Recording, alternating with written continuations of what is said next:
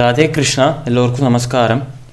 இந்த வீடியோவில் பகவத்கீதையின் 2வது அத்தியாயமான சாங்கிய யோகத்தின் 26வது 27வது மற்றும் 28வது ஸ்லோகங்களை விளக்கத்துடன் பார்ப்போம். அத சைனம் நித்யஜாதம் நித்யம் வா மன்யசே மிருதம் ததாபி த்வம் மகாபாஹோ நைனம் சோசித்துமர்ஹசி ஜாதஸ்ய ஹி த்ருவோ மிருத்யுஹ த்ருவம் ஜன்ம மிருதஸ்ய ச தஸ்மாதபரிஹார்யேர்த்தே நத்வம் சோசித்துமர்ஹசி அவ்யக்தாதீனி பூதானி வியக்தமத்யானி பாரத அவ்யக்தநிதனான் ஏவ தத்ர கா பரிதேவனா. இந்த 3 ஸ்லோகங்களுக்குண்டான விளக்கம். நம்ம கிருஷ்ணர் அர்ஜுனனை பார்த்து சொல்கிறாராம், அர்ஜுனா, இதுவரை நான் ஆத்மாவுக்கு அழிவே இல்லை என்று கூறினேன். இப்படி ஆத்மாவுக்கு அழிவே இல்லை என்று நான் சொன்னதை நீ ஒத்துக்கலனா, ஆத்மாவுக்கு அழிவு இருக்குது என்று நீ சொன்னனா, அப்பையும் நீ கவலைப்பட வேண்டியதற்கு அவசியமே இல்லை, நீ கவலைப்பட வேண்டியதே இல்லை என்று கிருஷ்ணர் அர்ஜுனனை பார்த்து சொல்கிறாராம். ஏனென்றால் ஆத்மாவுக்கு அழிவில்லை என்றால் அதற்கு ஏன் கவலைப்படக்கூடாது, அதற்கு ஏன் கவலைப்பட தேவையில்லை என்பதற்காக காரணங்களை சொன்னேன்.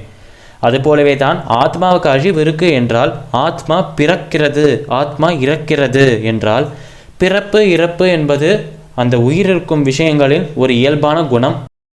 அதனால் அனைத்து உயிரினங்களுக்கும் அது பொருந்தும், உயிர் உள்ள விஷயங்களுக்கு பொருந்தும், ஆத்மாவுக்கும் அது பொருந்தும் என்று நீ ஒரு விஷயத்தை கூறினாய் என்றால் பிறப்பு இறப்பு என்பது இயல்பான குணங்கள் தானே, அது இயற்கை தானே, இயற்கையை யாராலும் மாற்ற முடியாது தானே. அதனால் நீ அழிக்கும் அந்த நபர், அவருக்குள்ளே இருக்கும் அந்த ஆத்மா, இரண்டுத்தையுமே நீ அழிக்கிறாய் என்று சொன்னால் அது இயற்கைக்கு சம்பந்தப்பட்ட ஒரு விஷயம். இயற்கையை யாராலையும் மாற்ற முடியாது. அதனால் பிறந்த விஷயங்கள் அனைத்தும் இறக்கத்தான் செய்யும். ஆத்மாவுக்கு பிறப்பு இருக்குன்னா ஆத்மாவும் இறக்கத்தான் செய்யும். அதனால் இது இயற்கை என்று கிருஷ்ணர் கூறுகிறார். அதற்கப்புறம் இன்னொரு விஷயத்தையும் சொல்கிறார். எந்த விஷயத்திற்கெல்லாம் பிறப்பு இருக்கோ, எந்த விஷயத்துக்கெல்லாம் இறப்பு இருக்கோ, அந்த பிறந்த காலத்திலேருந்து இறக்கும் அந்த தருவாய் வரைக்கும் தான் அந்த விஷயத்தை காண முடிகிறது. அந்த விஷயம் பிறப்பதற்கு முன்பு இருந்ததே இல்லை, அந்த இறப்புக்கு பிறகும் இருந்ததே இல்லை. அந்த வாழும் காலத்தில் மட்டும்தான் அந்த விஷயத்தை காண முடியுமே தவிர பிறப்புக்கு முன்பும் அழிவிற்கு பின்பும் அதை காண முடியாது என்று கிருஷ்ணர் கூறுகிறார்.